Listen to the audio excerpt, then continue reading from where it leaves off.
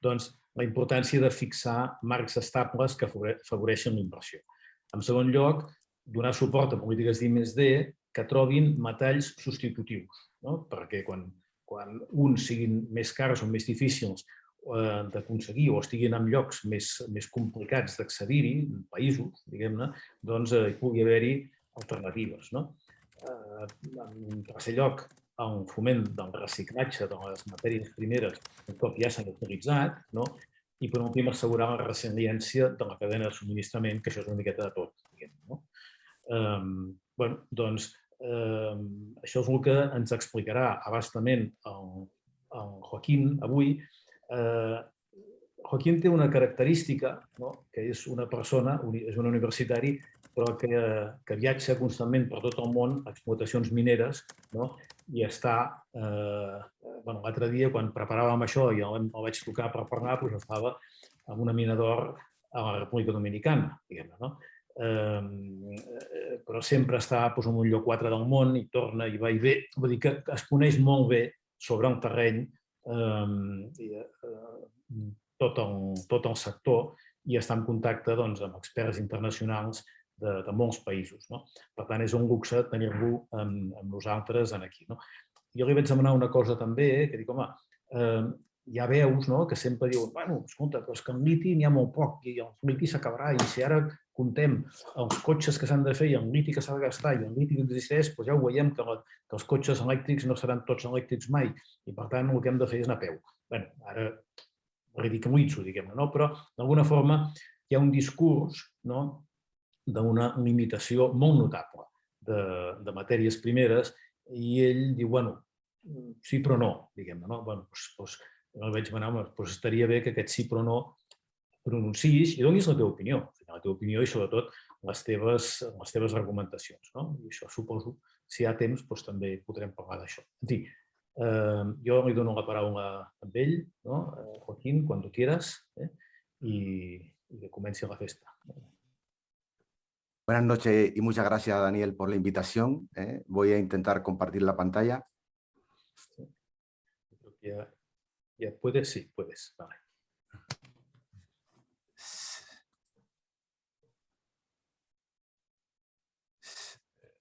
¿Se puede ver? Yo la veo. ¿Se está viendo mi pantalla? Sí. Sí. Estupendo. Sí. Muy bien. Se ven las dos diapositivas, o sea, Ah, la una y la siguiente, no sé si... Sí, a ver si lo puedo cambiar.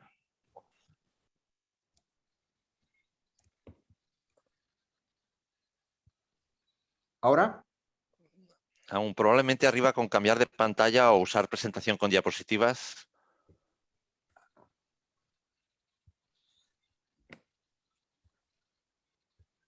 En la parte superior de la pantalla de Zoom.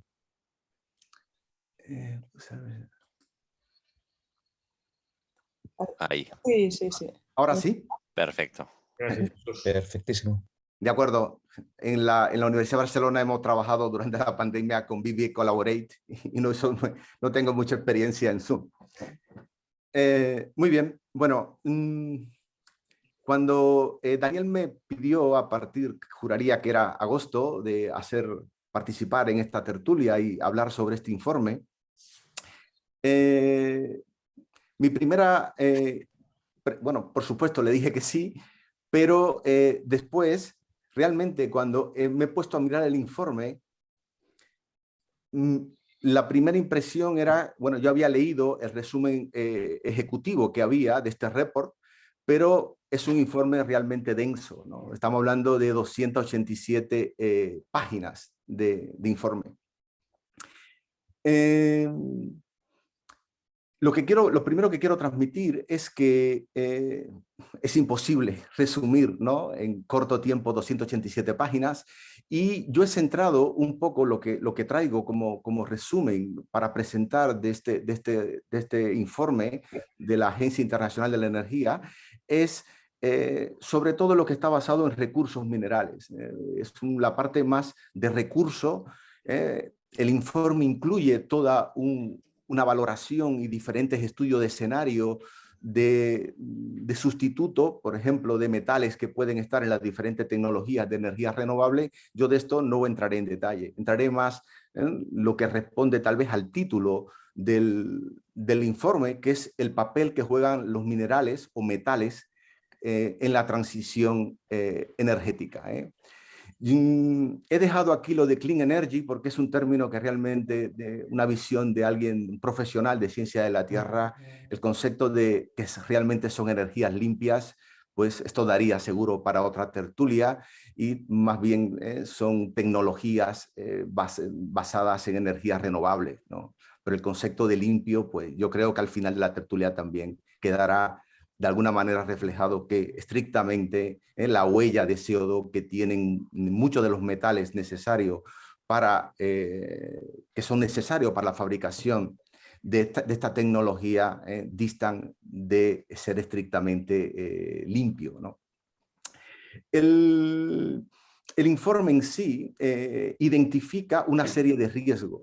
Gran parte del informe identifica una serie de riesgos que pueden conllevar riesgos asociados a la disponibilidad de metales, a la disponibilidad de minerales, que pueden conllevar a que esta transición sea más lenta y sobre todo o más costosa, ¿no? Entonces, el informe está basado sobre todo en la identificación de estos riesgos y en la propuesta de una serie de recomendaciones, ¿no? Y es un poco lo que voy a sintetizar en esta primera parte de la exposición.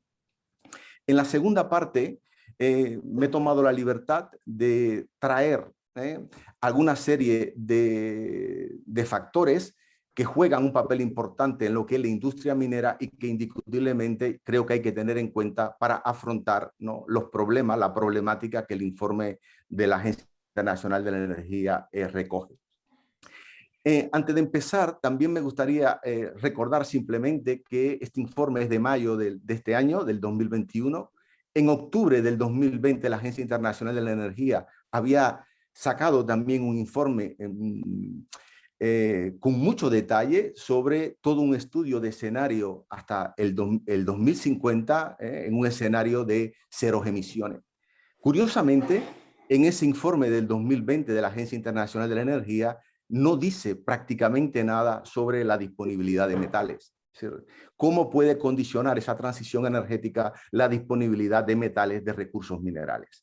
Y de alguna manera enmienda este problema con este informe especial de mayo de este año, ¿no? ¿Quieres algo, cabrón? Aquí.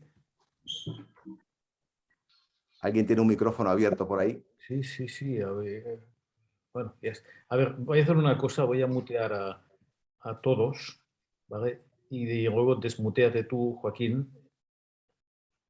A ver, eso, a ver cómo se hace eso. No, yo creo que ahora deben estar ya todos muteados, ¿eh? Me parece. Sí, sí, sí. Vale. ¿Se me escucha a mí? Sí, sí, a ti sí. A ti sí. Estupendo. Vale. Entonces, a nivel de resumen del informe, factores importantes. El primero es este que está aquí, que estamos viendo ahora, que es el desafío que implica la disponibilidad de estos minerales críticos en la seguridad energética, en la seguridad, en garantizar esa transición energética en que está enfrascada, ¿no? Estamos enfrascados.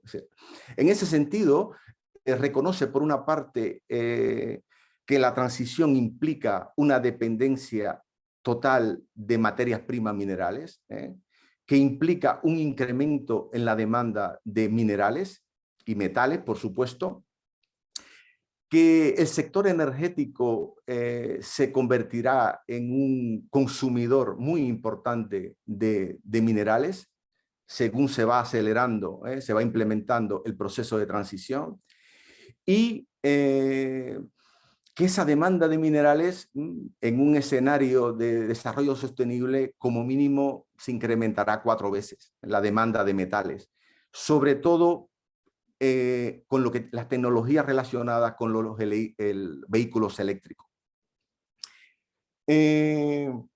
la transición energética y esa demanda de minerales tendrá consecuencias importantes de gran alcance para la industria minera. Esto lo voy a desarrollar más tarde. Y sobre todo llama la atención de que los planes de inversiones y de suministro de minerales se quedan cortos a la hora de afrontar la transición energética.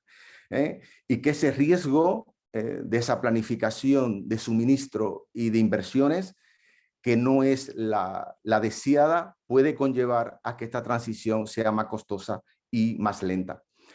Dentro de estos riesgos, identifica la concentración geográfica de la producción, lo vamos a comentar ahora.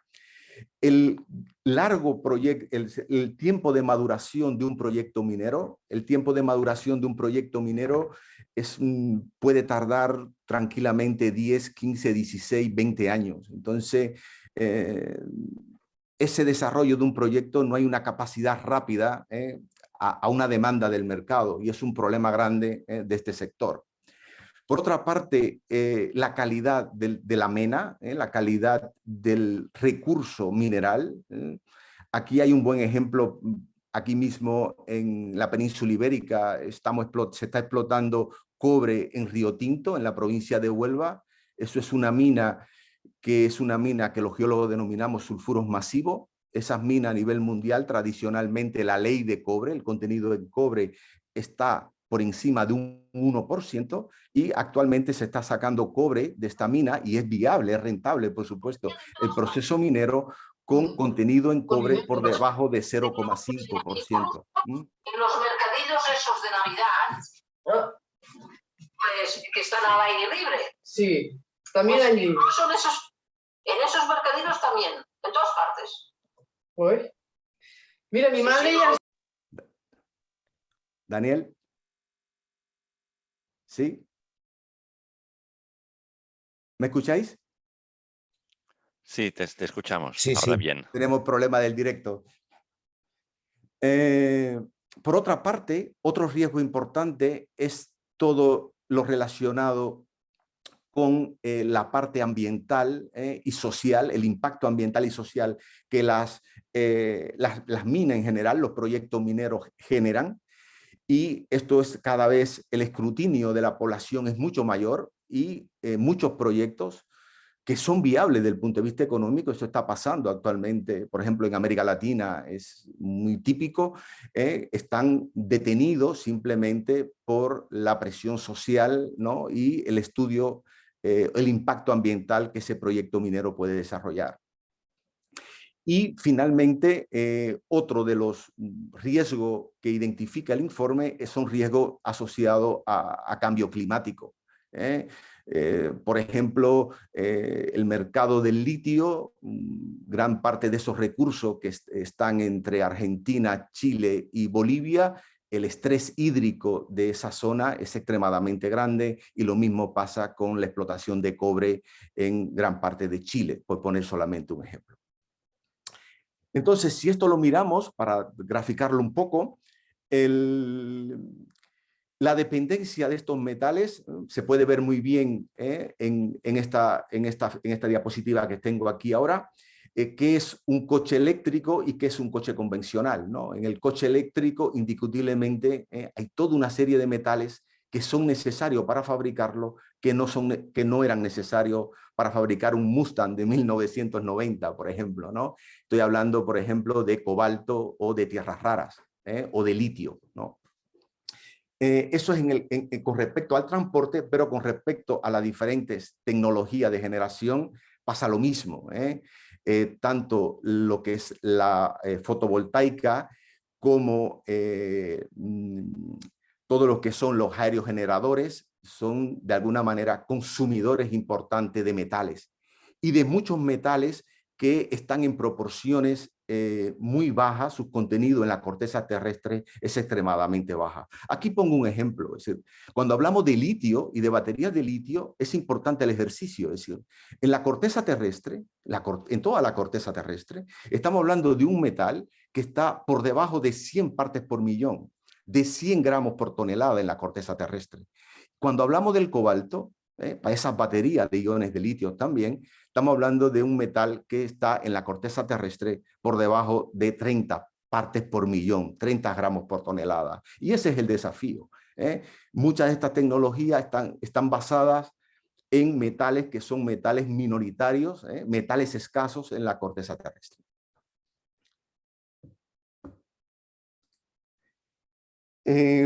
Con respecto a la demanda, en el informe recoge, es un estudio con todos los datos disponibles y indiscutiblemente aquí se puede ver, ¿no? En un escenario de desarrollo sostenible estamos hablando de que esa demanda se multiplicará por 4, pero en el caso de que fuéramos a un escenario de emisiones cero en el 2050 se puede multiplicar por 6, ¿no? Entonces el desafío está ahí.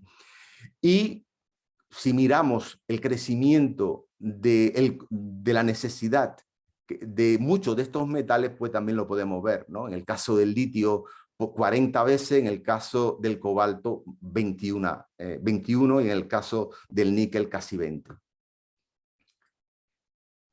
En el caso de los vehículos eléctricos, es un buen ejemplo de esta demanda. Estamos hablando de que en un escenario de desarrollo sostenible, el incremento del consumo de minerales se puede ver desde el 2020 al 2040 y sobre todo el crecimiento de la demanda de metales particulares.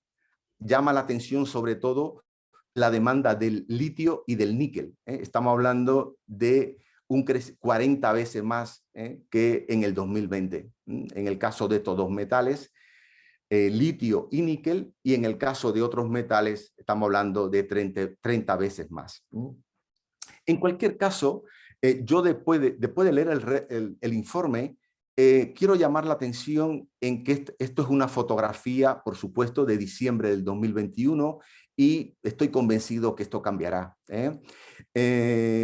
En función de la evolución tecnológica, de nuevas tecnologías que aparezcan, yo creo que estos escenarios sin duda se modificarán.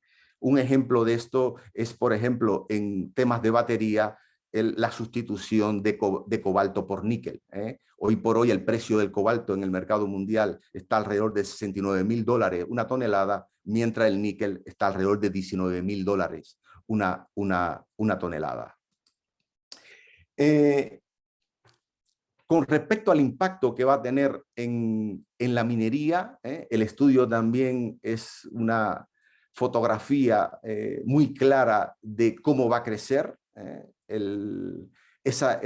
la dependencia o la necesidad para esa industria, para este sector energético de minerales. En un escenario de desarrollo sostenible 2040 se puede ver cómo el litio aumenta, el cobalto, el níquel, el cobre y las tierras raras. ¿Esto a qué conlleva? Ya se está viendo, es decir, no hay que ir al 2040, es decir, si lo miramos, hasta el 2020, podemos ver cómo esa inversión en nuevos proyectos mineros ha crecido. Desde el 2010 al 2019, bueno, 2020 la pandemia, pero esa tendencia de crecimiento, de inversión en proyectos mineros, en exploración y explotación de nuevos recursos minerales es un hecho. El informe también llama la atención, y en esto hace mucho énfasis, en la concentración geográfica de estos recursos, que son imprescindibles para las tecnologías necesarias para esta transición energética. Y lo compara con los recursos fósiles. En el caso de estos recursos fósiles, se puede ver muy bien en este gráfico cómo prácticamente 3 países representaban alrededor, como máximo, del 50% de concentración de esos recursos. Pero en el caso de los metales, de los minerales, de los recursos minerales, esa concentración es mucho mayor. Quedarse, por ejemplo, con el cobalto. La República Democrática del Congo, más del 60% de esos recursos están en la República Democrática del Congo, y junto con Rusia, prácticamente es el 80%. Es decir, 2 países, la reserva, los recursos se encuentran en 2 países. Pasa lo mismo con las tierras raras. 3 países, China, Estados Unidos y Birmania, contienen más del 80% de los recursos en tierras raras en el 2021. Entonces, esta concentración de los recursos es mucho mayor en el caso de los minerales, de los metales, que en el caso de los recursos energéticos fósiles. Eso es con respecto a la producción, pero es muy importante qué pasa con el refinamiento. ¿Dónde está la industria instalada que a partir de esa materia prima se encarga del refinado de esos metales? Y la figura habla por sí sola. Si nos vamos a la anterior, quedarse que muchos de estos, los principales países, China no está, solo en tierras raras y grafito, pero en cambio, en la parte de refinado, del proceso, operaciones de procesamiento metalúrgico de esos recursos, China controla la mayoría de la producción de los metales necesarios para afrontar y llevar a cabo esta transición energética. En resumen, viendo la distribución de dónde están esos recursos y cuáles son los países que lo producen, es importante, esto daría también para una charla por sí sola, que es el tema de la geopolítica que hay detrás de todo esto. Esta transición energética en la que estamos enfrascados implica indiscutiblemente un cambio de papel de los actores en el mercado, no solamente de los patrones del comercio de la energía, sino también de los países que están involucrados. Se puede ver cómo en recursos energéticos fósiles China no aparece, en cambio, asociado a todas estas tecnologías relacionadas con energías renovables, China, sobre todo en el procesamiento, en el refinado, manda a nivel mundial. Estos temas de geopolítica, de recursos minerales, repito, es un tema de primer orden actualmente. Seguro que todos recordamos en el 2019 cuando el presidente Trump de Estados Unidos proponía comprar Groenlandia. Esto fue, recuerdo, si mal no recuerdo, el Financial Times lo publicaba, que uno de los posibles intereses podrían ser las minas en tierras raras. O cuando el gobierno también del presidente Trump pensaba poner, ¿no?, o amenazó a China con poner aranceles a su producto. Recuerdo una fotografía en un periódico de tirada nacional en China del presidente de China haciéndose una foto en una de las principales fábricas de tierras raras en China. Entonces, la geopolítica que hay detrás de todos estos metales, de todos estos recursos minerales, es muy, muy importante. El informe también incluye, como no podría ser de otra manera, todas las implicaciones sociales, ambientales, que la explotación de estos recursos minerales necesarios para afrontar la transición energética pueden llevar a cabo. Y algunas de ellas, sobre todo 2 tipos, unos riesgos de tipos ambientales y otros sociales. Aquí en los riesgos de tipos ambientales es muy importante todo lo que es, eso lo vemos constantemente en los medios de comunicación, uso de la tierra, manejo, el agua, disponibilidad de agua, todo lo que eso es contaminación que pueden generar los recursos mineros, y del punto de vista social, sobre todo temas de gobernanza. Sobre todo en países del denominado tercer mundo, todos sabemos, por ejemplo, todo el tema de la explotación de cobalto en la República Democrática del Congo, minas ilegales con trabajo infantil, ¿no? Y eso es un problema de primer orden, ¿no?, que el informe también aborda y que llama la atención de que hay que afrontar, ¿no? El informe también, para atacar de alguna manera, afrontar esta demanda de metales críticos, hace mucho énfasis en el tema de reciclado. Y el tema de reciclado es una parte importante para afrontar el problema. El reciclado por sí solo no va a resolver el problema, pero es parte de la solución. Yo creo que eso es la idea importante. Desafortunadamente, si miramos las tasas de reciclado de muchos de estos metales necesarios para esta tecnología, podemos ver que en algunos de ellos, por ejemplo, el cobalto, el cromo, estamos hablando de tasas de reciclado por debajo de un 40%. Pero en muchos de lo que son metales críticos, dígase litio, tierras raras, a día de hoy, ese reciclado está por debajo de un 1%. Esto el informe no lo incluye, pero yo aquí lo pongo. Otros de estos metales que, por ejemplo, para fotovoltaica son imprescindibles, por ejemplo, indio, galio, el reciclado también está por debajo de un 1%. El famoso coltan, niobio, tántalo, todos los capacitadores necesitan, bueno, muchos de ellos llevan tántalo, todos estos metales, bismuto, berilio, escandio, mineral extremadamente estratégico, sobre todo en aeronáutica y en tecnología espacial. Hoy por hoy el reciclado está por debajo de un 1%. Y este es uno de los problemas importantes a afrontar, todo el tema de reciclado e innovación tecnológica para aumentarlo. En el tema de reciclado, el informe llama también la atención con respecto al mercado que se abre con los coches eléctricos. El incremento al 2040 de esos coches eléctricos, de batería que su ciclo ya estarán agotadas, y estimaciones de reciclado de baterías. Todavía con la tecnología disponible y de acuerdo a este informe, no es extremadamente alto, pero indiscutiblemente gran parte de estos metales, cobre, litio, níquel, se pueden y se podrán seguro mucho más recuperar a partir de estas baterías. En cualquier caso, a nivel de resumen, para no extenderme mucho en esta parte, el informe viene a decir que el problema está ahí.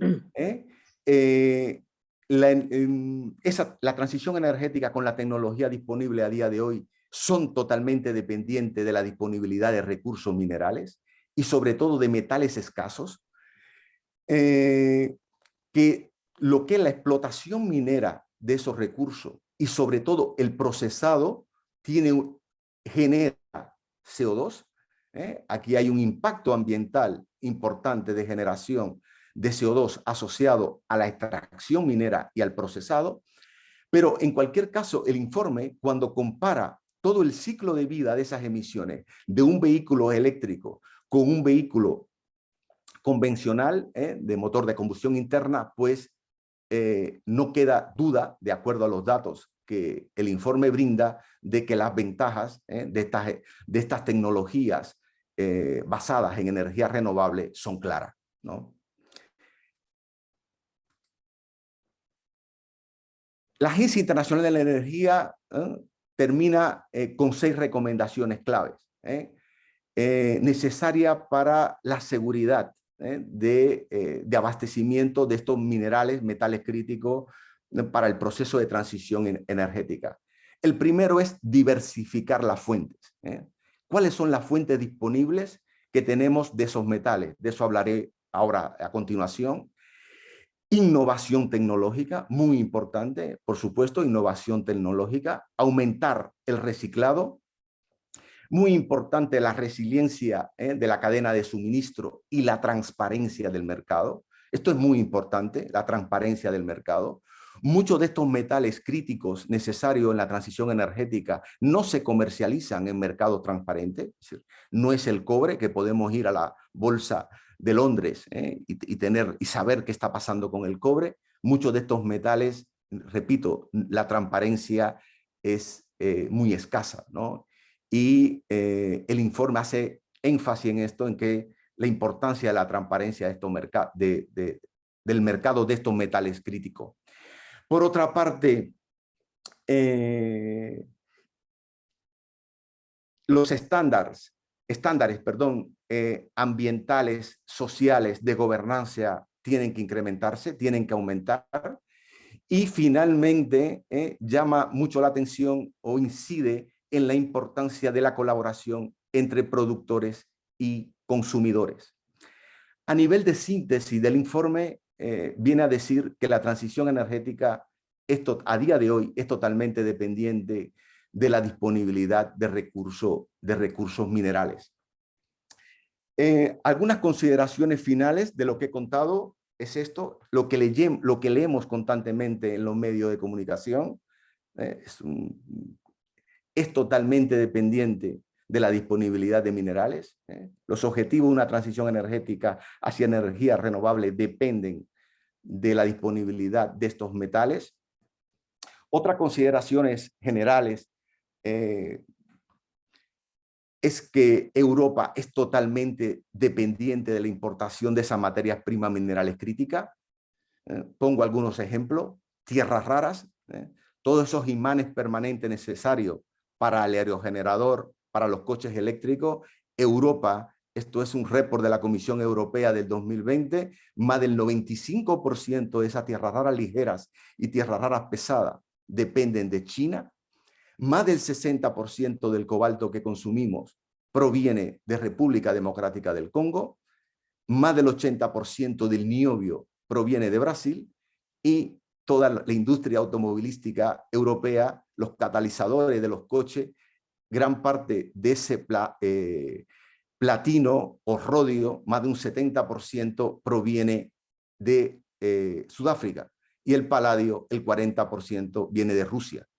Entonces, lo que quiero es con esto mostrar también para el debate la dependencia que tenemos y que tiene la industria europea de estos metales críticos, pero curiosamente la Unión Europea es rica en recursos minerales.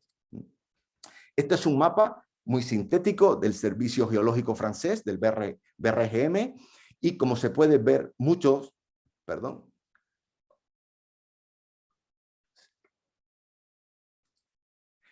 de estos metales críticos necesarios para esa transición energética lo tenemos. Lo tenemos en la península ibérica y lo tenemos en el resto de Europa. Pero, como todos sabemos, paradójicamente la minería se considera una actividad maldita. Eso lo vemos constantemente en los medios de comunicación. Esta es una mina, un proyecto minero en Galicia, Cobre de Touro. Esto es Mérida, en Extremadura. Hemos oído hablar mucho, sobre todo lo que vimos aquí en Cataluña, del litio, de las minas de litio en Extremadura. Estos son una mina de tierras raras en Castilla-La Mancha. Y es la situación. El informe nos viene a decir que esa transición energética que todos queremos es totalmente dependiente de recursos minerales, pero por si acaso no a la mina, ¿no? Pero la transición implica minería. Entonces yo creo que esto es un tema importante para pensar, ¿no?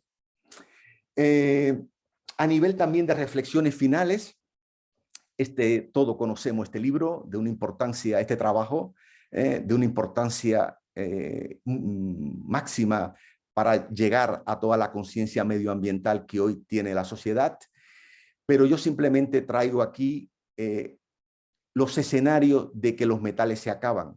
Si nosotros leemos este libro, recuerdo 1972, el cobre iba a durar 21 años y el aluminio se acababa en 31 años. Este es más reciente, es del 2012. Esto está publicado en BBC Futuro. Cuando uno mira el autor de este trabajo, es un autor con unas credenciales impactantes, egresado de Oxford, con un doctorado por el King College, el doctorado en música, y hace una predicción donde, por ejemplo, esto es 2012, en el 2021 ya no el antimonio se hubiese agotado.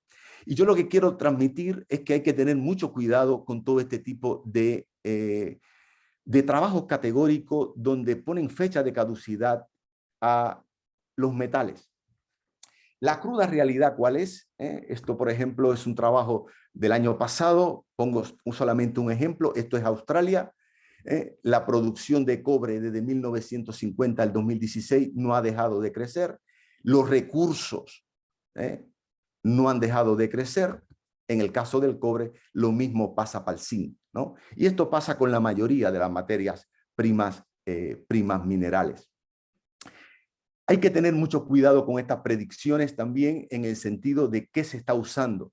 Por ejemplo, esta es una revista incluida en el Journal Citation Report, de un impacto importante a nivel internacional. Esto es lo que la población lee, lo que la población escucha. Y aquí hay una serie de diagramas como este que está aquí, donde se compara el consumo, ¿no?, versus la disponibilidad en minería. Pero cuando uno mira el pie de figura, pone reservas o recursos. Entonces, claro, la validez de este tipo de información, cuando no se precisa si se está hablando de reserva o de recurso, es el valor que tiene, es el que tiene, ¿no?, por decirlo de alguna manera. ¿Qué sucede? Que muchas de las agencias internacionales, hay muy pocas agencias que brinden datos fiables de recursos y sobre todo de reservas minerales. Tal vez una excepción es el Servicio Geológico de Estados Unidos, y lo que en su página web pone, y a partir del cual se usan para muchas predicciones, son bases de reservas. Ese concepto de base de reserva no son reservas, incluye también una parte de los recursos.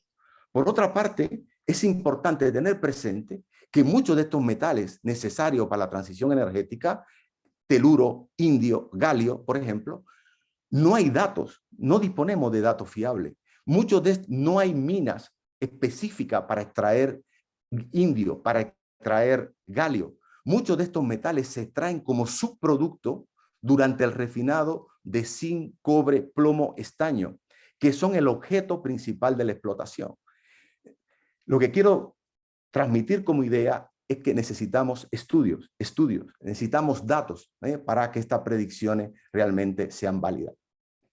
También me gustaría compartir la idea de que apenas hemos arañado la superficie del planeta.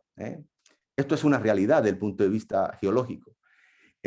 La mayoría de las minas, de los depósitos que eran fáciles de descubrir, ya han sido descubiertos, la gran mayoría, y lo que sí es una realidad es que cada vez esas minas, los recursos que están por descubrir y lo que se están descubriendo están a mayor profundidad.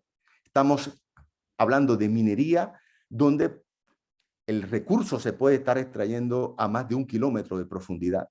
Imaginar el consumo energético que eso puede o que representa.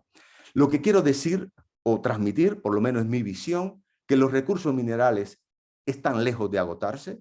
Muchos depósitos quedan aún por descubrir, pero tenemos dos grandes problemas, que es el coste de extracción, sobre todo el coste energético, usando combustibles fósiles, y el impacto ambiental social de las operaciones mineras.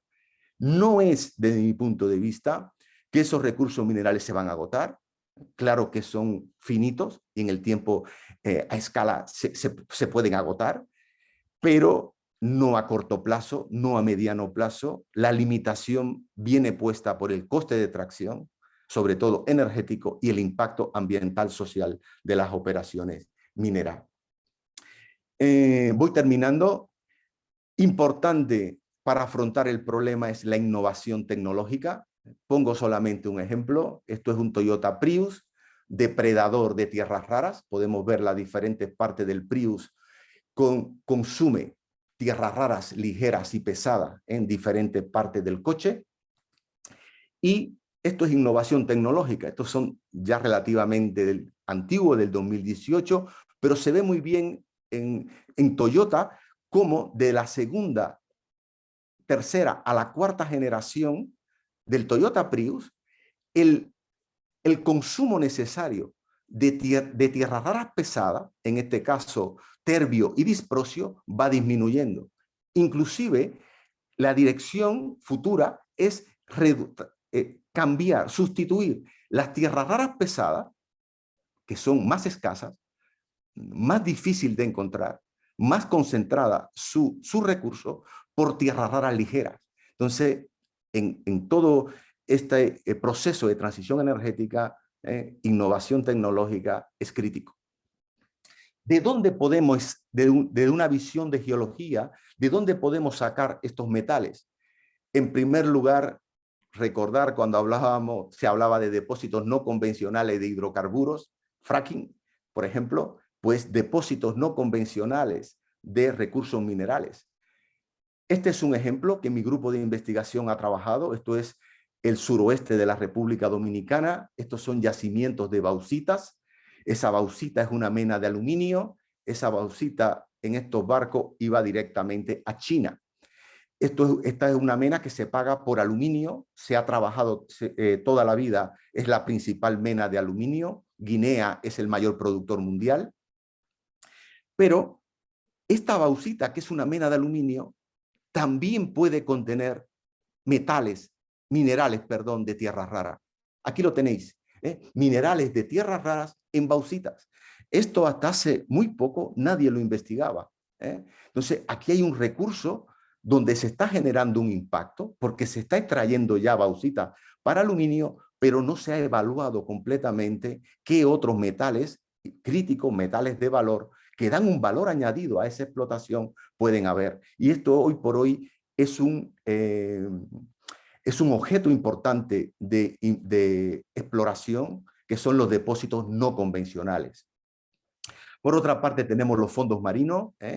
Los recursos en los fondos marinos es extremadamente grande, pero tenemos problemas con los fondos marinos. Por un lado, es problemas tecnológicos. Realmente la tecnología necesaria para extraer esos recursos es diferente a la que usamos en minería terrestre, en tierra, e inclusive, por supuesto, la que se usa en extracción de hidrocarburos en aguas profundas. Y por otra parte está el impacto ambiental que puede generar esa extracción de los fondos marinos. De hecho, compañías como Samsung, Volvo, Google han creado una moratoria en no utilizar materiales extraídos del fondo marino hasta que no haya un conocimiento claro, un estudio preciso del impacto ambiental. En cualquier caso, lo hemos visto en los medios de comunicación, por ejemplo, Noruega habla ya de dar licencia para extraer en aguas jurisdiccionales, donde tiene depósitos en fondos marinos, a partir del 2023 comenzar a hacer minería. Entonces, esto es otro reto, otro desafío al que nos enfrentaremos próximamente. Otra solución a esa transición energética, de dónde podemos sacar estos metales, están las balsas de residuos. Este es un buen ejemplo que tenemos aquí en la península ibérica, es Penouta, en Galicia. De hecho, la Unión Europea, la Comisión Europea lo ha puesto de ejemplo. Esto es una mina que se explotó hasta inicio de la década de los 80 para extraer estaño. En esa época nadie buscaba coltan, pero esa mina de estaño también tiene tántalo y tiene niobio. Cuando se explotó en la década de los 80, todo el producto que iba a la balsa de residuos, ese tántalo, ese niobio quedó aquí. Y el proyecto minero no es explotar el depósito original, es extraer con tecnología disponible el tántalo, el niobio que hay en la balsa de residuos. Transformar un pasivo minero, un problema medioambiental, en generar un recurso. Entonces, hoy por hoy, esto es una vía importante también para afrontar el problema. Hay muchas más, por cuestiones de tiempo me es imposible, quiero terminar ya para no extenderme más. Esto también, hay mucha investigación en lo que es agromining. Estos son plantas hiperconcentradoras de níquel, plantas que pueden tener más de un 1% de níquel. Los yacimientos de los cuales se extrae níquel actualmente, el contenido de níquel está en el orden de un 1,5% en peso.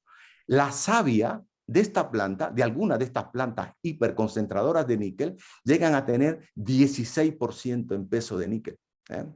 Comparar con el 1, el 2% que tiene una mena en un yacimiento mineral.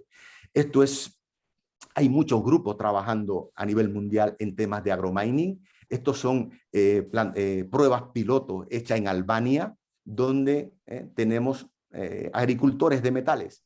estas plantas hiperconcentradoras de níquel se plantan, se cosechan y hay tecnología disponible para extraer, para sacar el níquel a partir de agromining. Termino con esto. En conclusión, disponemos de 3 recursos para resolver los problemas de suministro de minerales. Por un lado, los recursos de la geosfera, los recursos secundarios de la tecnosfera, eso que llamamos, que incluimos aquí todo lo que tiene que ver con minería urbana, qué hacemos con todos esos desechos de equipos electrónicos, y muy importante, la innovación tecnológica, la creatividad y el ingenio humano. Y me imagino que muchos ya lo han leído, pero recomiendo este libro. Es una visión, por supuesto, muy personal de este autor, periodista francés de investigación, pero que ha estado en muchos de estos sitios donde se está extrayendo metales críticos, y explica muy bien cuál es el problema y cuál es la problemática, ¿no? Y entonces, simplemente eso, recomiendo este libro. Y con esto termino, para no extenderme más. Llevo ya 50 minutos hablando, y si le parece bien, prefiero, ¿no?, si hay preguntas, si podemos entablar una tertulia. Gracias. Muy bien, muchas gracias, Joaquín. Yo creo que te mereces un aplauso, pero vamos a ir al grano, ¿no? Ha sido una fantástica exposición, muy didáctica. Te pido, mira, ya sale un aplauso virtual por aquí de Jesús. Te pediré que me mandes, si no te importa, la presentación para poderla compartir con los asistentes, porque así no se tendrán que leer las 287 páginas, ¿no? De acuerdo, perfecto. Y has hecho una síntesis maravillosa, ¿no? Yo antes de empezar, hay un tema terminológico que a lo mejor soy el único que no lo he entendido, pero que me gustaría que lo precisaras la diferencia entre recursos y reservas, porque lo has citado. Yo me imagino lo que te refieres, pero yo creo que si lo puedes especificar, pues a algunos, o por mí o a mí, pero yo creo, a lo mejor no soy el único, pues nos ayudará a comprender. Y luego ya empezamos. Estupendo. Se ve la diapositiva, ¿no? Sí. El concepto de recursos y reserva, si lo miramos aquí, la reserva, que está en el centro, en azul, siempre son inferiores a los recursos. El concepto de reserva no es estrictamente geológico, es económico. Significa aquella parte de los recursos que pueden ser viable económicamente extraerlo actualmente o en los próximos 5 o 10 años. ¿Y eso qué implica? Implica conocimiento, implica inversión. Es decir, uno tiene unos recursos geológicos estimados, pero cuando hay mayor conocimiento se puede precisar que eso es viable económicamente o no.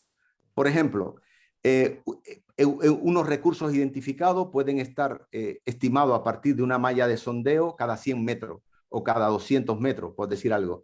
Tal vez para la reserva necesitamos tener sondeo cada 10 metros para tener una precisión exacta de qué volumen de mineral tenemos, y que a los precios del mercado eso es viable económicamente.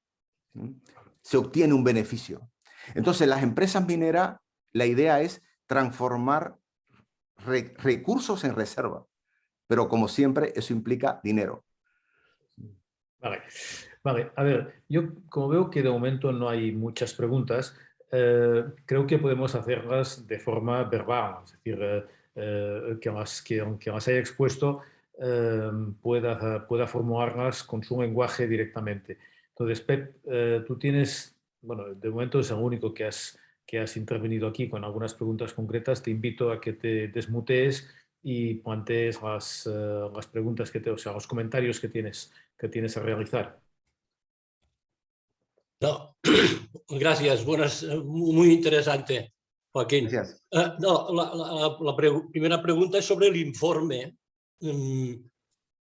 Todos los escenarios sobre el vehículo eléctrico se hacen sobre la estimación de sustituir, de mantener el parque actual o mantenerlo, o de una hipotética o una posible reducción muy importante a través de coches compartidos y que los que los coches esos estén el 90% del tiempo en el garaje y que por lo tanto con una décima parte de parque móvil podríamos dar servicio a la misma movilidad, ¿no? ¿Cómo lo trata eso el informe? A ver si lo encuentro un segundo. Creo que tenía una diapositiva por aquí.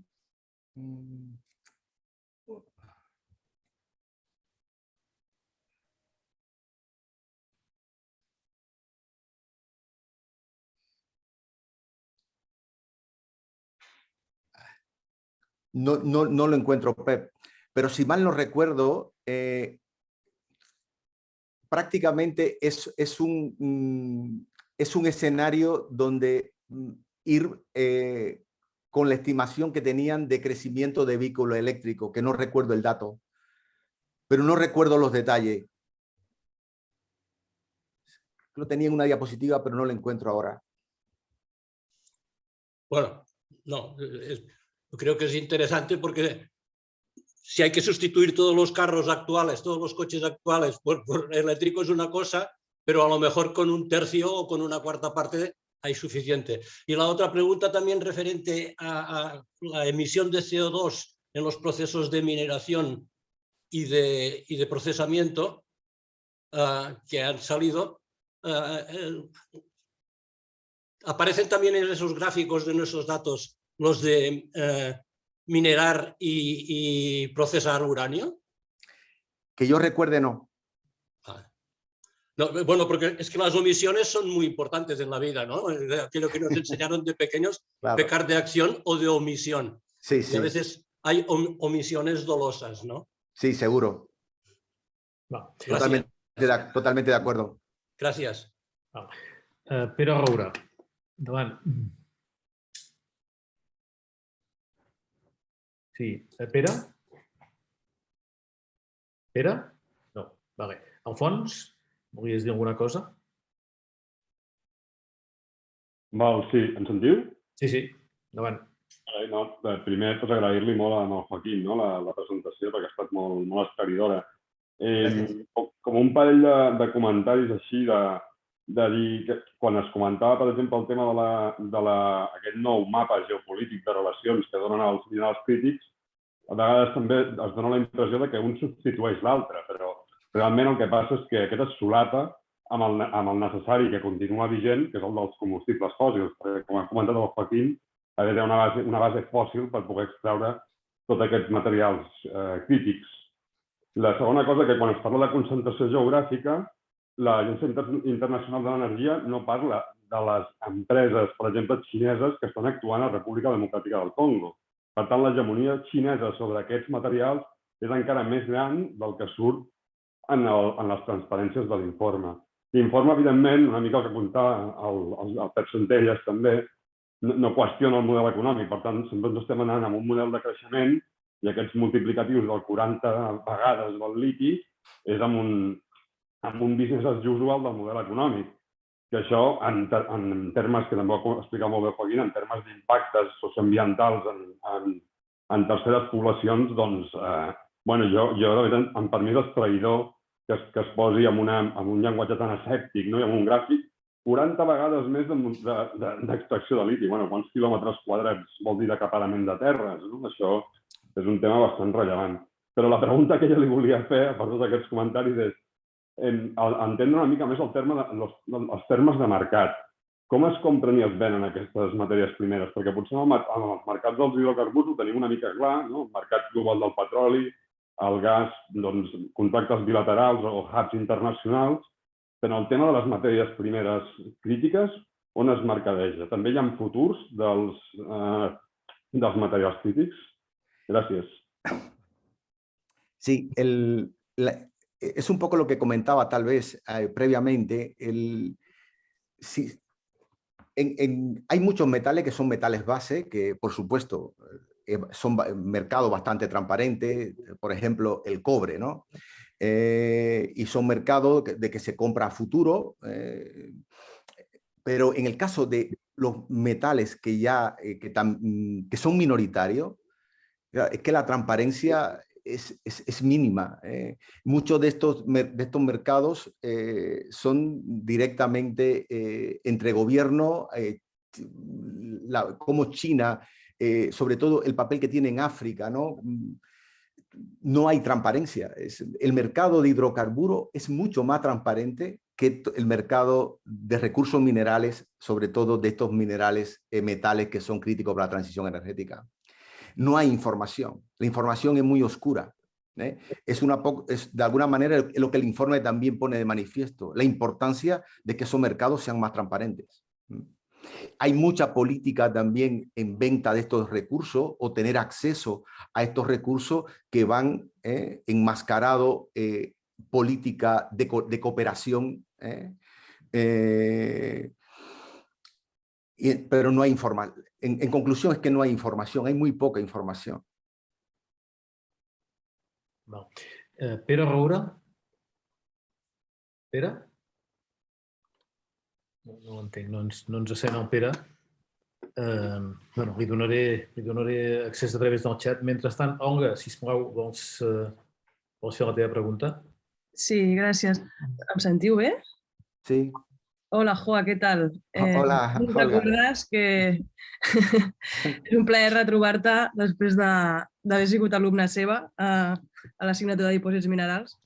Molt interessant i molt actual la xerrada. Jo tenia un parell de preguntes. Primer que referent a la mineria en dipòsits no convencionals, jo li havia sentit dir al Joan Carles Melgarejo que també els dipòsits salins podien ser dipòsits on potencialment es podrien acumular molts d'aquests metalls minoritaris que fins i tot podien arribar a ser explotats. I en aquest sentit volia preguntar-te si amb els dipòsits que hi ha en territori català, amb aquests programs salins, creus que també una pràctica com aquesta que explicaves de la mineria de Galícia fins i tot és possible, no sé, o s'ha explorat o s'ha pensat o és algú molt celebrat o quina opinió tens d'això? I també volia preguntar-te, amb aquest nou escenari, has posat un mapa europeu amb zones on hi ha recursos que podrien ser potencialment rentables amb el nou context. I a Catalunya, no sé si ens podries explicar si aquests puntets que apareixen aquí al Pirineu, si pots donar algun detall. Em sembla que algun cau en territori català. I per acabar, preguntar-te quins creus que són els principals obstacles amb el camp del reciclatge. Que entenc que no són només tecnològics, però a veure si podries explicar-ho. Bueno, son varias, Olga. Bueno, comienzo, si quiere comienzo por la última, o a nivel de recursos, no sé.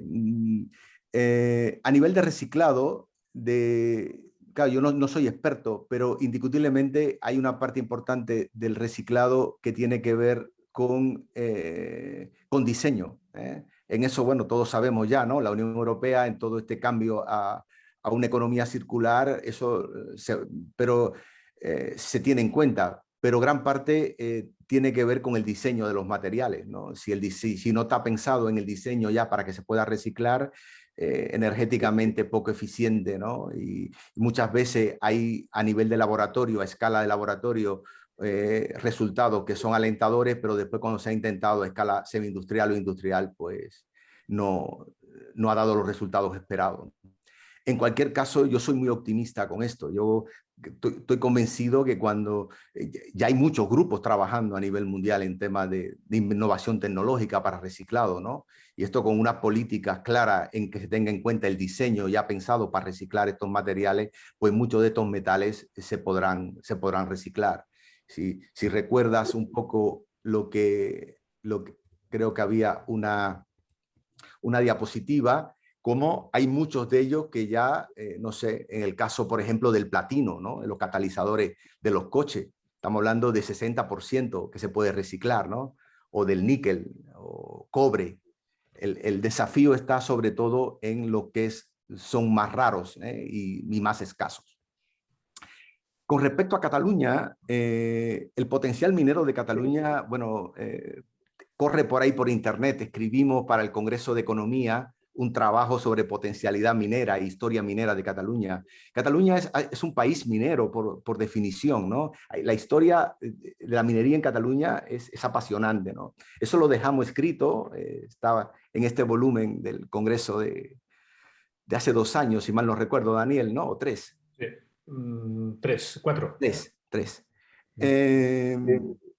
Ahora, con respecto a la potencialidad, claro, el problema más grande que tenemos, creo yo, es el tema del territorio, ¿no? Es pequeño. Entonces, los recursos pueden estar, vale la pena evaluarlo, pero, claro, hay que tener muy presente el impacto ambiental que potencialmente podría generar esa explotación. Es decir, no es lo mismo Canadá, por ejemplo, o Australia, que son países mineros por definición, o Finlandia, comparado con el territorio que tenemos nosotros aquí, ¿no? Que es mucho más pequeño. Yo en ese sentido, lo que sí me gustaría comentar es la importancia de dejar investigar. Yo creo que los estados tienen la obligación de saber qué hay en el subsuelo. Y eso hemos llegado a unos niveles muchas veces donde no se permite la investigación. Después, el Estado, el Parlamento, tiene todo el derecho de decir de que esa explotación no es viable, que no se hace. Pero lo que yo creo que no se, es una opinión mía, ¿no? Muy personal, lo que no se puede negar es investigar. Tenemos que saber qué hay en el subsuelo. Inclusive para poder hacer políticas, ¿no? Y eso hay sitios actualmente, y sobre todo en Europa, donde es prácticamente posible estudiar qué hay en el subsuelo, porque cualquier cosa que pueda oler a exploración minera es, por definición, ya hay un rechazo de pleno, ¿no? Pero curiosamente no debemos olvidar que somos totalmente dependientes, como mínimo a día de hoy, con la tecnología disponible, de esa transición energética dependiente de los recursos minerales. Esos ejemplos que yo ponía, por ejemplo, ya a nivel del Estado español, del litio en Extremadura, probablemente la segunda mina de litio más grande que tiene Europa, está ahí en Extremadura. Ahí, a mí me cuesta pensar cómo no puede haber un proyecto que genere valor añadido, donde tenemos la mina de litio, tenemos una planta de batería y tenemos investigación, I+D+I. Porque la otra opción es esa, los recursos de dónde viene. ¿De dónde viene ese litio? ¿Viene de Bolivia, del Salar de Uyuni? ¿O viene de Atacama, en Chile? ¿O viene de...? Entonces, yo creo que en eso Europa nos lo tenemos que hacer mirar, ¿no? Queremos las plantas de batería, queremos los coches eléctricos, pero si son dependientes del recurso mineral y el recurso mineral lo tenemos nosotros, si no pasa un test de impacto ambiental, no hay nada que decir. Pero permitir evaluar que haya la potencialidad de que se pueda explotar, siempre y cuando genere valor, toda la cadena, como era el caso del litio de Extremadura, ¿no? Y lo mismo pasa, por ejemplo, con los recursos de tierras raras encontrados en Castilla-La Mancha, ¿no? Entonces es eso, no permitimos prácticamente ya no que se explote, tampoco que se estudie, ¿no? Y en el caso de Cataluña, resumiendo, es decir, Cataluña es un país rico a nivel de variedad de recursos minerales, ha tenido una historia minera importante, pero actualmente los recursos que hay, lo que hay estimado, se necesita investigar. Hay indicios, pero falta investigación. Falta investigación. Vale. Y me preguntaba, creo también, Olga, con respecto a potencialidad de metales críticos en sales, ¿no? Sí, había escuchado de Melgarejo en una charla, Sí. algo que había potencialidad allí poco estudiada. Entonces, Sí. todas las montañas de sal que tenemos en Albayas, digo, a lo mejor, Sí. no sé. Todo eso está por estudiar. Hay información, por ejemplo, información de la época inclusive soviética, de autores soviéticos, donde en sales habían detectado e encontrado metales, elementos químicos que dan valor añadido. Por ejemplo, cesio, por poner un ejemplo, ¿no? Pero todo eso está por estudiar. yo creo que es importante esto, el tema de conocer bien el recurso. Yo creo que la minería del siglo XXI, pasado 2020, esa minería solamente será posible si los desechos que deja son mínimos. Intentar una evaluación integral de la mena metálica. Es el ejemplo que ponía de estas bauxitas de República Dominicana. Inclusive para poder negociar, para que el gobierno dominicano pueda negociar con la empresa china que está comprando ese aluminio, es bueno saber qué tiene, porque tal vez haya que pagar si también tiene tierras raras, o si en una laterita de níquel también tiene platino como valor añadido, ¿no? Entonces ese estudio integral, eso es investigación en el fondo, es investigación, es saber. Y eso yo creo que debería ser política de primer orden para los gobiernos, para poder negociar y saber qué tiene en su territorio. Muy bien. Pere Roura, ens sents ara? Sí, me sentiu ara, eh? Endavant, endavant. Vale, de primera. Gràcies, Daniel. Sí, Joaquín, 3 preguntes, en fi, així com un calaix de sastre, eh? La primera, que donarà una idea del meu coneixement tan pobre del món aquest dels minerals, eh? Algun dia vaig fer l'exercici a internet per veure si trobava quins eren els recursos de silici per obtenir silici monocristal·lí o policristal·lí, no? I esclar, no és el mineral, sinó que és una roca, no? Que seria el quars i variants del quars, no? Llavors, clar, he vist que el silici no surt enlloc. No sé si no hi ha cap diguem-ne, preocupació per aquest metall o semimetall. O sigui, no sé, ¿qué piensas tú? Sí, en principio en el informe no está incluido y hay disponibilidad. Hay muchos depósitos de arenas ricas en sílice que se puede extraer. Vale, molt bé. Llavors, quan repetidament he sentit comentar el problema de les terres rares en el moment en què, en fi, l'eòlica es desenvolupi molt més que no pas actualment, no? Però no fa gaire he llegit un article sobre l'ús de les terres rares en els generadors i, de fet, actualment no sé si arriba a només un 20% dels generadors fan servir terres rares.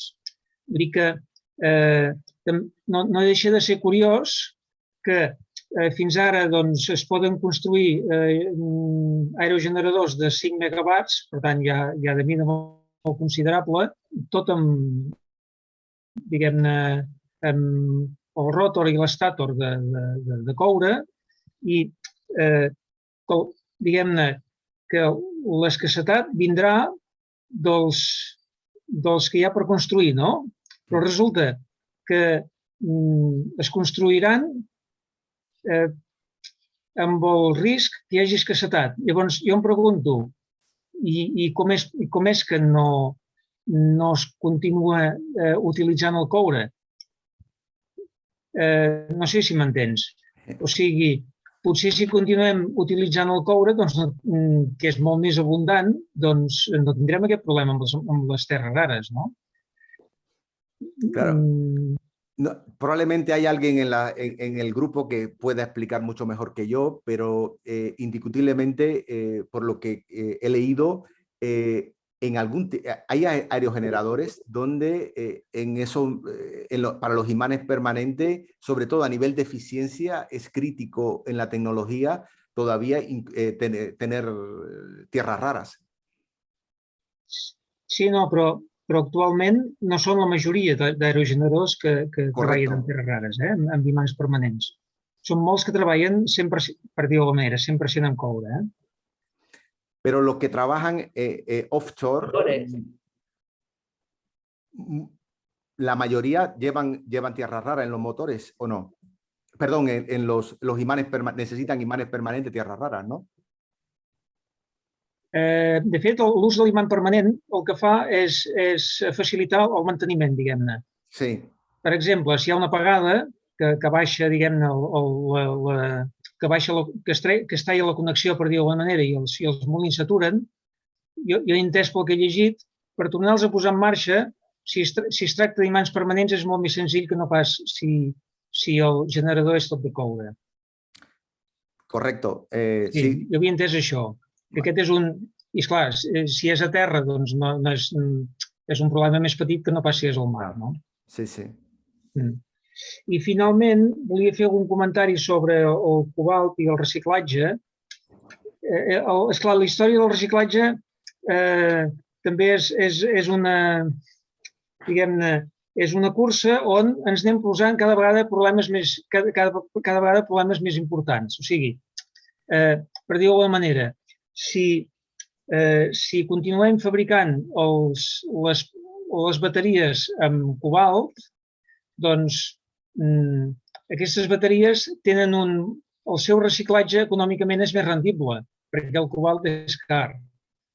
En el moment en què es va substituint el cobalt per un altre metall, que ara no sé quin és, doncs es veu que la rendibilitat econòmica del reciclatge és més baixa i, per tant, hi ha menys incentiu per reciclar. O sigui que volem el reciclatge, però sembla que la tecnologia, pel que fa a la producció o a la fabricació de les bateries, doncs va, d'alguna manera, en una línia en què l'acabarà dificultant, no? En fi, no sé si pots comentar alguna cosa sobre això. Claro, no soy experto en esta parte, ¿no? Pero lo que a mí la impresión que me da, de alguna manera creo que lo comentaba, es que todas estas predicciones, el año próximo, muchos de esta figura y de estas predicciones, estos escenarios que nos ponen, cambiarán, ¿no?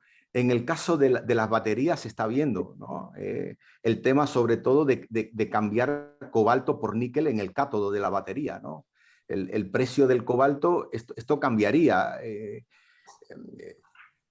Un poco lo que comentaba, la tonelada de cobalto se está vendiendo en el mercado mundial a día de hoy a $69.000 la tonelada. Una de níquel está en 19.000. Entonces, claro, y el cobalto, más del 60% dependemos de un solo país, de República Democrática del Congo, donde se estima que aproximadamente el 20% de ese cobalto, tal vez más, viene de trabajo de minas ilegales, donde no hay una trazabilidad clara de la procedencia del cobalto.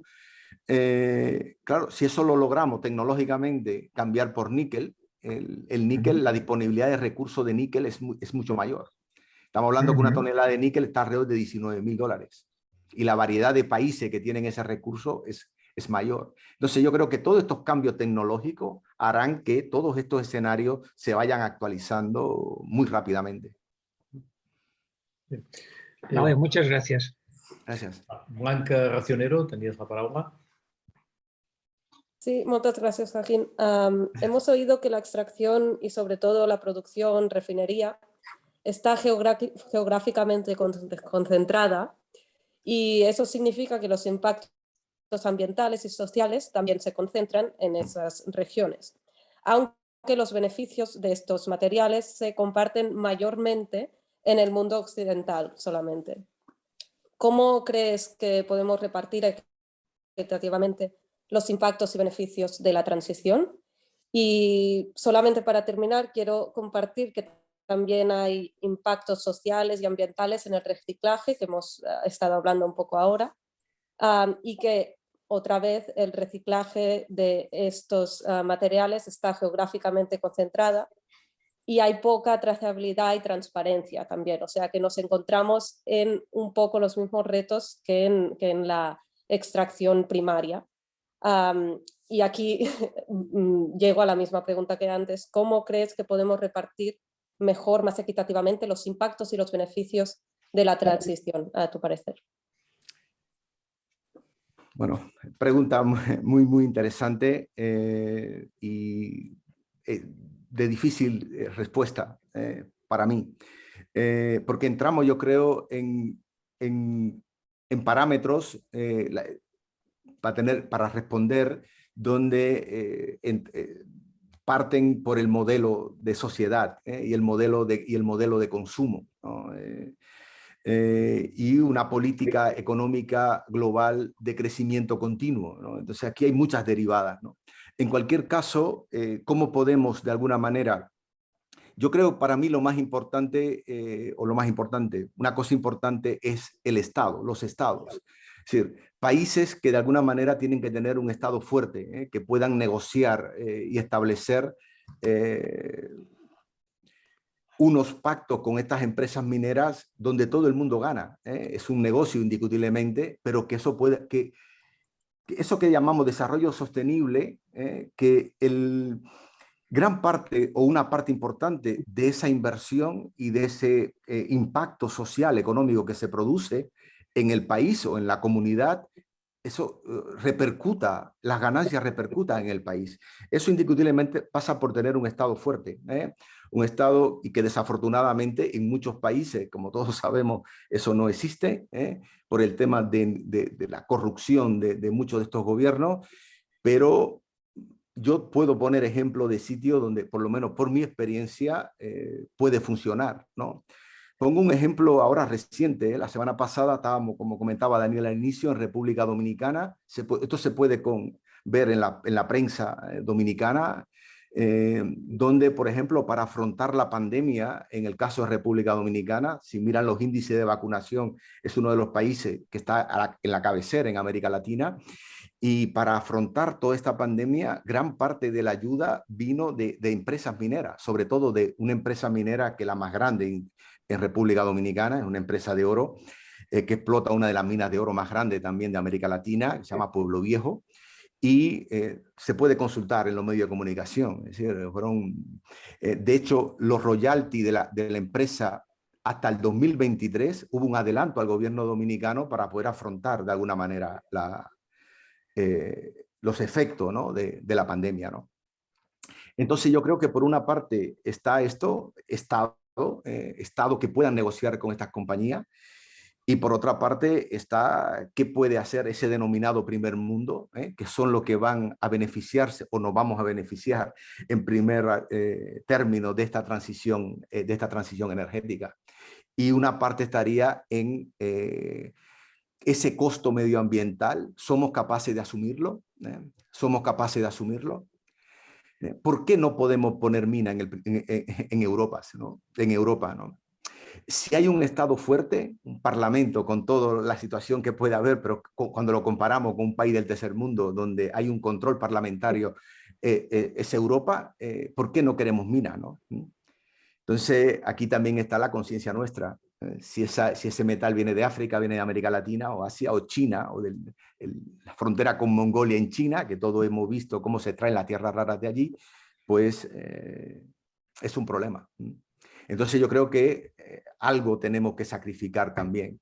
Porque si hay un sitio donde se puede hacer una minería con un control muy grande, es en los denominados países del primer mundo. Eso se ve en Canadá, se ve en Finlandia, se ve en Suecia, se ve en Australia, ¿no? Que tienen minería.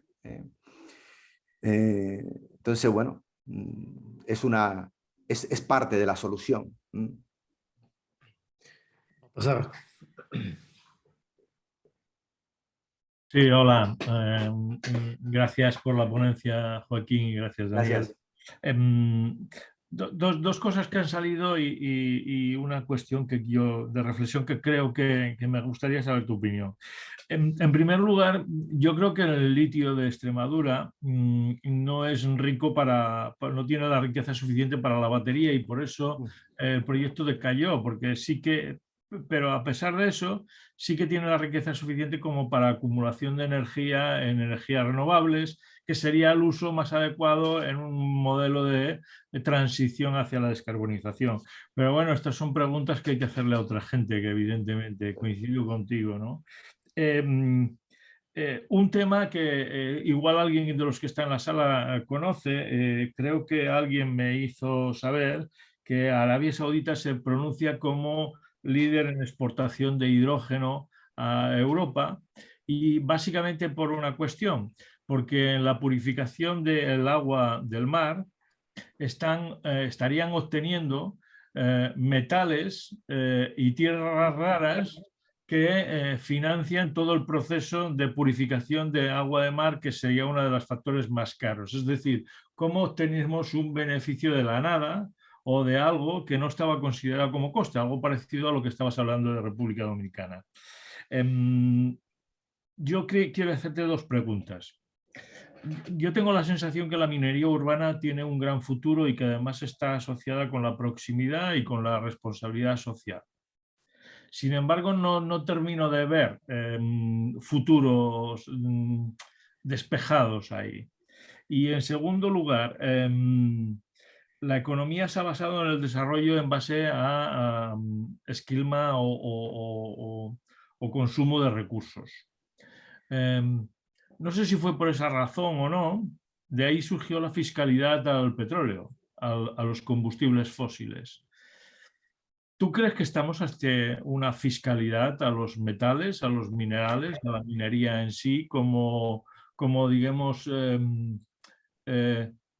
modelo fiscal que iguale las balanzas en cuanto a la presión sobre el factor humano? Gracias. Gracias. Bueno, con respecto a la última pregunta, la respuesta es estrictamente no tengo suficiente criterio para pronunciarme, pero yo creo que eso podría llegar.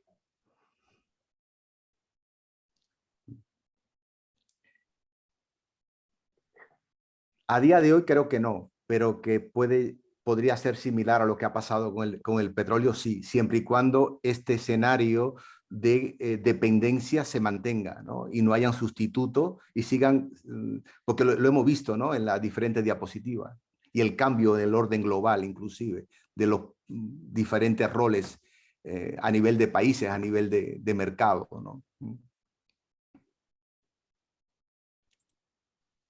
Aquí es importante también un poco lo que ya he dicho, ¿no? Es todo ese sistema energético basado en hidrocarburos es mucho más transparente que el que gravita alrededor de todos estos metales críticos, sobre todo los metales minoritarios.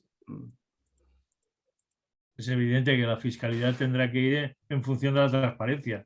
Por eso, una de las, creo que es la, exacto, la recomendación número 4 del informe es esto: transparencia del mercado. Mientras eso no exista, hablar de fiscalidad va a ser difícil. Hay un comentario muy rápido, simple, con respecto a lo que comentabas de sacar recursos de la nada. Hay un buen ejemplo ahora aquí también en la península ibérica, en todo lo que es la faja pirítica ibérica, tanto la parte española como la parte portuguesa.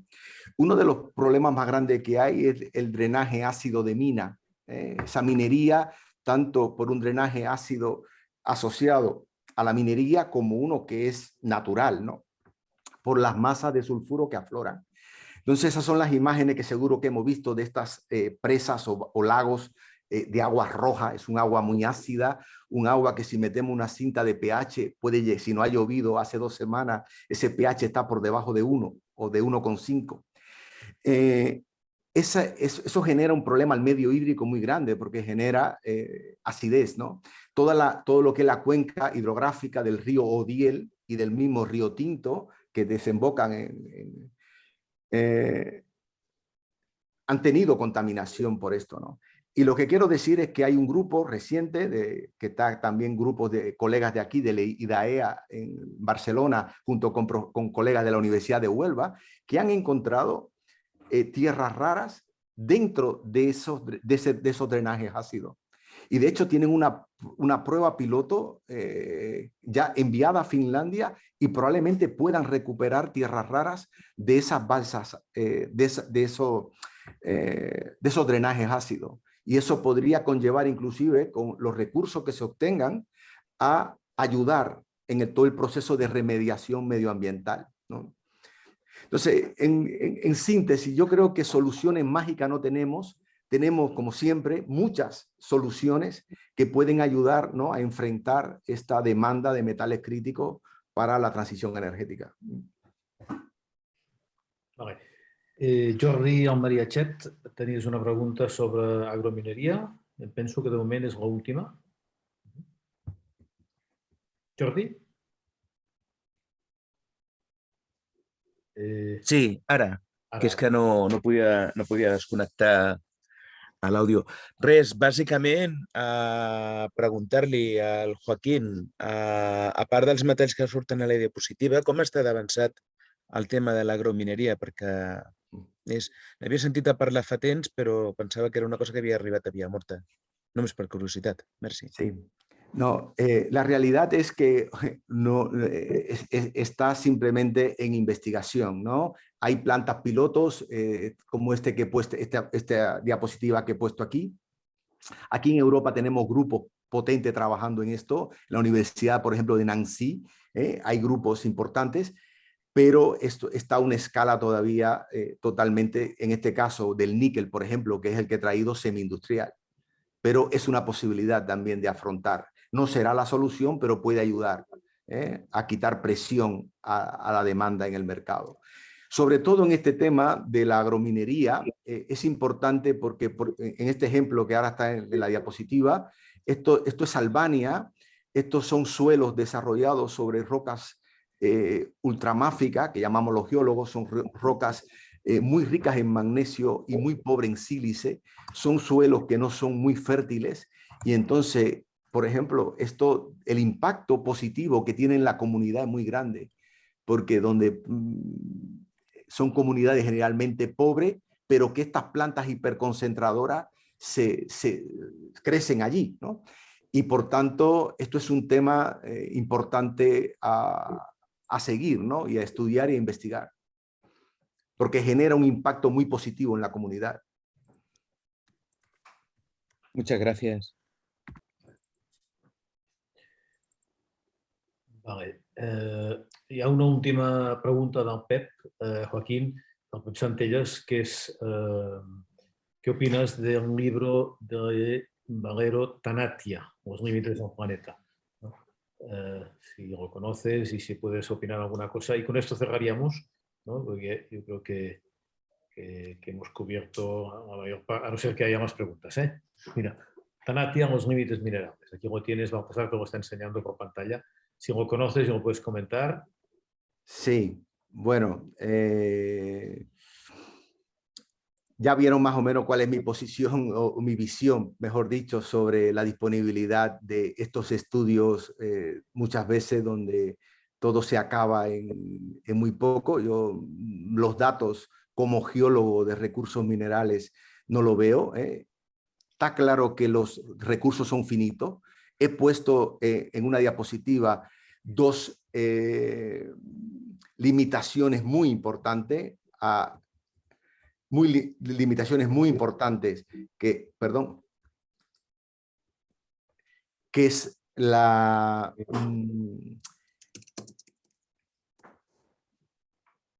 los costes de tracción y el impacto ambiental, pero la disponibilidad de recursos, me remito a lo que dice el inicio de la diapositiva, apenas hemos arañado la superficie del planeta.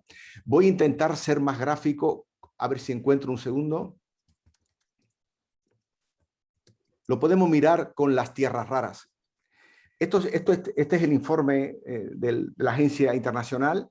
Quedarse con las tierras raras, esto es China, 60% de la producción mundial. Ese 60% de la producción mundial, si nos fuéramos ahora al 2010, cuando el incidente que hubo entre Japón y China, ¿no?, salió en el New York Times, y China cerró el mercado y se generó toda la crisis que seguro recordamos, 2010, 2011, cuando las empresas automovilísticas comenzaron a invertir directamente en minería. En el 2010, 2011, cuando mirábamos los datos globales, China producía más del 95% o prácticamente el 100% de las tierras raras.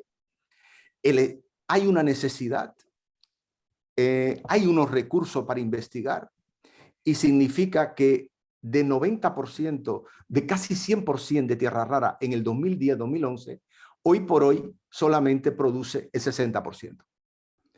Y la cantidad de depósitos de tierra rara que se han descubierto que no se están explotando, algunos, pero que esos recursos existen, en los últimos 10 años es muy grande.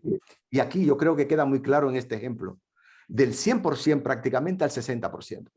Entonces, esos recursos existen, ¿de acuerdo? Esos recursos están. Simplemente hay que investigarlo. Que son finitos a largo plazo, sin duda, pero una visión catastrófica de que los recursos se acabarán en corto tiempo, particularmente y muy modestamente, por favor, yo no lo veo porque están los datos. Creo que es un buen ejemplo. Muy bien, molt bé. Hi ha alguna pregunta més? No. Bueno, doncs gràcies, Joaquín, una altra vegada. Un comentari? Sí, i tant, home. Sí, justament el comentari sobre el Brasil. Jo vaig estar en un projecte 4 anys a Brussel·les, Brasília, d'intercanvis de molts diversos tipus, i una de les coses és que Brasil havia abandonat la busca de terres rares perquè es compraven a Xina. I a partir del tancament van dir, bueno, hem de buscar terres rares però no ho sabem fer. I van demanar ajuda a la Unió Europea. Vull dir que és molt clar, no? I Brasil, bueno, Minas Gerais, el nom que té és mineria pura. Sí. Ese es un buen ejemplo. Igual pasaba con Estados Unidos en California. Mountain Pass es un depósito muy grande actualmente en explotación. Estaba cerrado. Es simplemente que de alguna manera esto no solamente ha pasado en metales y minerales, ha pasado en muchos sectores de la economía y de productos que consumimos, ¿no? Llegamos a pensar que todo esto nos lo traeríamos de China. Y lo mismo pasó en Estados Unidos. Ha espabilado y actualmente ya produce tierra rara. Pero tiene un problema. La produce, pero la refina en China. No quiere pagar el coste del refinado, pero como mínimo tiene recursos. El Servicio Geológico de Estados Unidos y el Servicio Geológico de muchos países, una prioridad es evaluación de estos recursos. Japón, por su industria automovilística, la cantidad de recursos, sobre todo en fondos marinos, que el Estado japonés, con la política que ha hecho, ha documentado, son muy, muy grandes para no depender de China. Entonces, en síntesis, los recursos están. Falta la inversión para buscarlo. Si la necesidad existe y el dinero se pone, los yacimientos se encuentran. Insisto, no quiero decir que no sean finitos los recursos, son finitos, pero a poco tiempo vista eso no se acabará. Y lo he puesto también con los ejemplos, de que se acababa el cobre en 21 años y el antimonio ya no tuviéramos. Y eso lo publica la BBC. Y eso es lo que la sociedad escucha, eso es lo que la sociedad oye. Entonces, yo creo que es muy importante también entender bien cuál es esa estructura de la industria para poder hacer escenarios diversos. Molt bé, molt bé. Bé, doncs deixem-ho aquí. Gràcies una altra vegada. Ens veurem altra vegada mitjans de gener. Tenim una sessió segurament cap al dia 20, no? Acabem d'acabar de perfilar encara, per tant no puc dir el tema de què serà. El que sí que, si el Joaquín ens envia aquesta presentació, jo us l'enviaré, i també, com que ell ha esmentat aquest estudi que ell va fer pel tercer Congrés d'Economia del Col·legi d'Economistes sobre la mineria a Catalunya, us l'enviaré també perquè el tingueu, perquè està molt bé. No és molt extens, no són 287 pàgines, però tampoc són 2 pàgines. Vull dir que hi ha molta informació, hi ha mapes, hi ha forces dades en allà que les rebreu demà segurament. Molt bé, doncs bona nit a tots, bon Nadal, dintre del que cap, tal com estem, una altra vegada, però en fi, que vagi bé i ens veiem al gener. Molt bé, gràcies, bona nit, bon Nadal. Adéu, bona nit.